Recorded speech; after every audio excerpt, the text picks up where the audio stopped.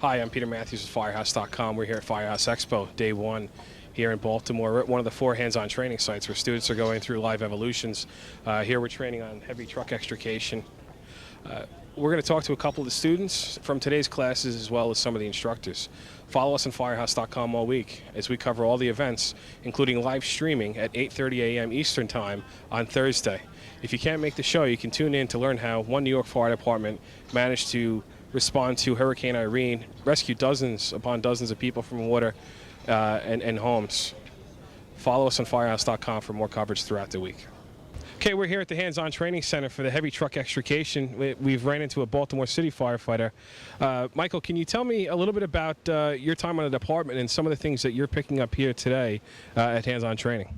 Definitely. I've been assigned to Rescue 1 in Baltimore City for 6 years now, and what I'm picking up here is really some unusual vehicles, the sizes of vehicles that we don't usually work with, and stuff that we haven't had a whole lot of training with. So we sort of talked about it, and we have the equipment to work with it. But hands-on like this, it's the greatest kind of training.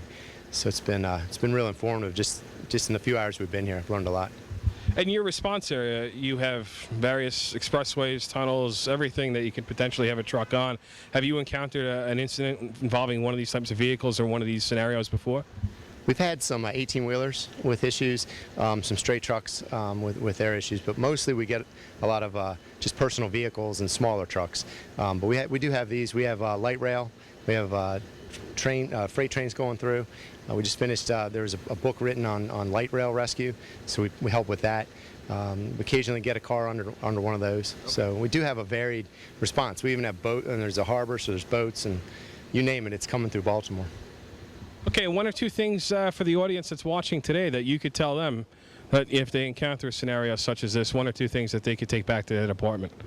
I think what I've learned is knowing your equipment and having the equipment, first of all, that you need, and then understanding what its limitations are, and then having that hands-on training so that it's not a brand new situation. Because I've never seen a cement mixer turned over on the side like that. So what to do and how to capture that load and how to make it safe for us, as well as to ensure that you can actually rescue somebody. Learn that. Okay, we're here with Billy Leach, who's one of the lead instructors for the heavy rescue and big rig rescue class. Billy, this is the first time in Baltimore, correct? Yes, this is the first time this particular program has been offered, the heavy rescue for heavy vehicles. And basically what it entails is a 5-step discipline for overturns and underrides. And that would involve such things as cargo identification, weight or resistance calculation, stabilizing the larger vehicle, alternative extrication techniques, lifting the larger vehicle, and perhaps truly separating the vehicles and extricating the trapped victims. Essentially, it's important for any particular department, whether it be a small agency up to a large city, because these incidents can occur each and every day in the U.S., and most oftentimes the departments themselves aren't equipped physically or throughout training. So this hopefully offers them an opportunity to make a very intimidating and complex incident a much simpler operation.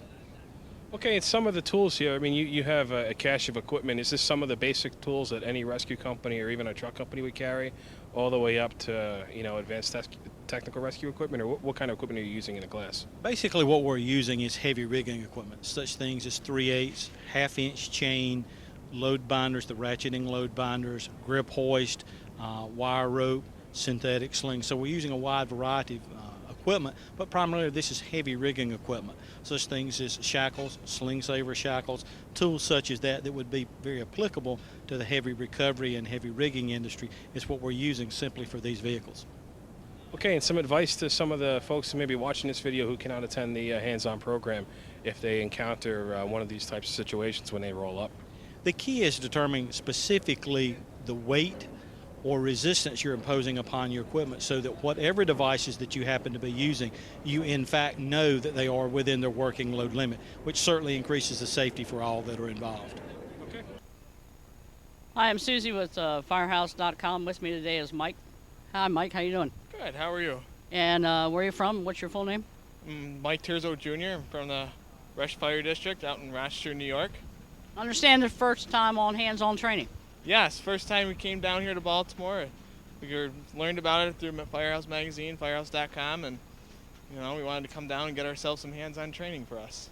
And this is the first time you've been out of state for training? Yes, sometimes usually go into the state and state chiefs and everything. This is the first time we've been out of state for hands-on training, and it's very nice. We really enjoy it.